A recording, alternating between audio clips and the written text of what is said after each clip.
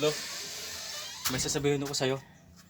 Lo, sana po hindi ako nagkamali sa naging desisyon ko. Kasi bata pa ako, Lo. Pinangarap ko na maging isang sundalo. What? Sa katunayan po ngayon, Lo, may lulusubin kami kasi marami daw yung paparating na MILF sa salubungin namin doon sa sasalubungin namin doon sa bundok sa taas. Wala akong magagawa sa desisyon mo kasi pangarap mo yan. Pero Apo, may ibibigay ako sa'yo. Isang mahalagang bagay, isang anting-anting magagamit mo sa oras ng kagipitan. Ito Apo, magagamit mo ito sa oras ng kagipitan. Pag ikay nasa panganib na, basahin mo lang ito, ilagay mo lang sa bulsa mo.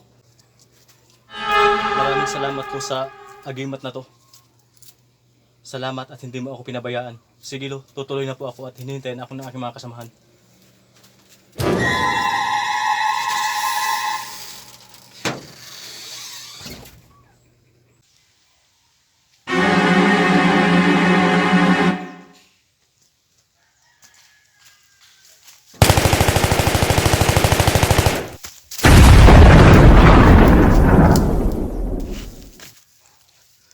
Diyos ko, gabayan mo po ako.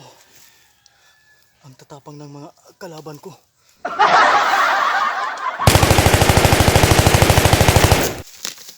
I carried an M16 and you carry that guitar! Ang bang kaya nyo? Ako naman!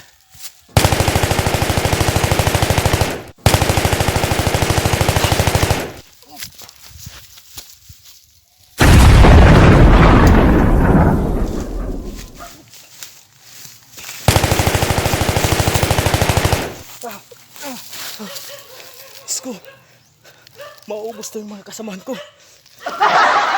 Bantayan mo ako, Panginoon. I carried an M16 and you carry that guitar! Naubusan ako ng bala. Wala akong bala. Mabuti, may 45 pa ako dito.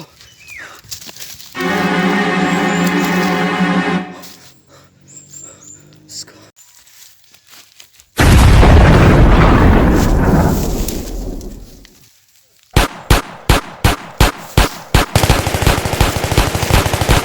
Kung alam ko lang, napakahirap magsandalo. Hindi na sana ako tumuloy. Pero ako lang, kaya ko yan. May agreement na binigay sa akin si Lolo. Kailangan ko na basahin yung agreement ni Lolo. Apo, tumakbo ka na. Madadali ka. Masyadong malakas yung kalaban. Ano ba naman ito na agreement ni Lolo? Tayo.